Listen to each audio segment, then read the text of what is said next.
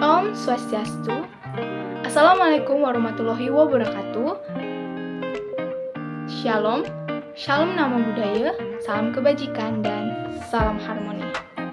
Baik, perkenalkan nama saya Ika Marcelina Brusur Bakti dengan NIM 22130111020 dari Fakultas Matematika dan Ilmu Pengetahuan Alam dari Prodi Pendidikan Matematika. Baik, di sini saya akan menjelaskan mengenai pengertian dan apa sih pentingnya daripada berbahasa Indonesia yang baik dan benar itu.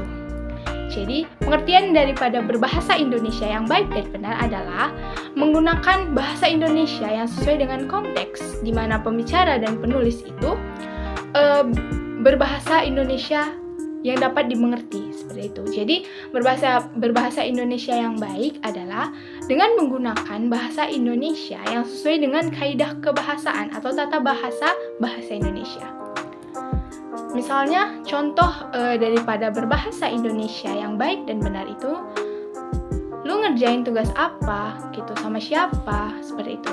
Jadi, kalimat itu merupakan contoh kalimat yang baik dan benar. Tetapi, jika kita gunakan oleh seseorang dengan orang lain yang akrab atau teman sebaya kita, tetapi menjadi tidak baik dan tidak jelas tidak benar jika kita gunakan oleh seorang mahasiswa kepada dosennya.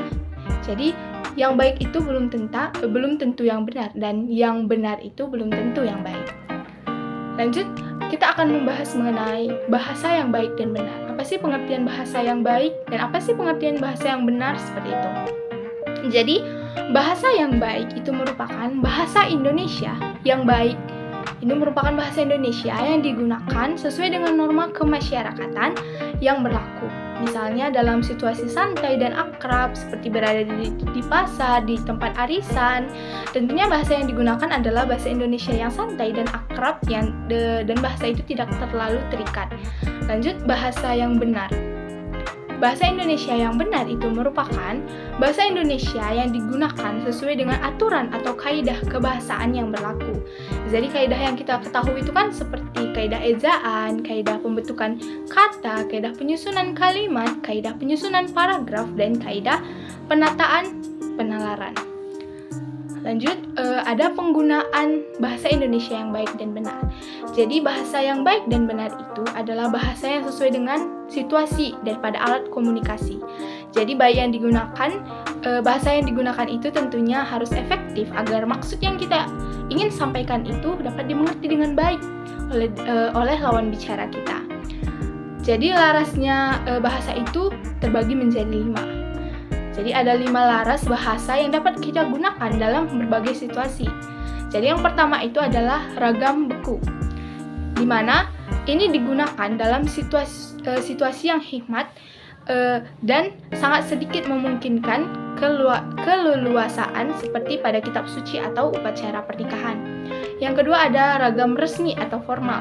Jadi ragam ini digunakan dalam komunikasi resmi seperti presentasi, ragam resmi, dan jurnal ilmiah. Lanjut, yang ketiga itu ada ragam konsultatif, di mana ragam ini digunakan dalam pembicara yang terpusat pada transaksi atau pertukaran informasi, seperti dalam percakapan di sekolah, dalam percakapan di pasar, seperti itu. Yang keempat itu ada ragam santai, di mana ragam ini digunakan dalam situasi tidak resmi dan dapat digunakan oleh orang yang belum tentu saling mengenal dan akrab, seperti itu. Jadi yang kelima, yang terakhir merupakan ragam akrab, di mana ragam ini digunakan di antara orang yang memiliki hubungan yang sangat erat atau intim. Jadi pentingnya penggunaan bahasa Indonesia yang baik dan benar ini tergantung pada lawan bicara dan kondisi yang sedang kita hadapi. Ada berbagai macam ragam yang dapat kita gunakan dalam berbicara kepada lawan kita dan dalam kondisi seperti apa dia. Lalu kesimpulan yang bisa kita ambil atau apa sih pentingnya atau intinya daripada penggunaan bahasa Indonesia yang baik dan benar itu, di mana kita ketahui kan bahasa itu dapat mencerminkan daripada pribadi kita.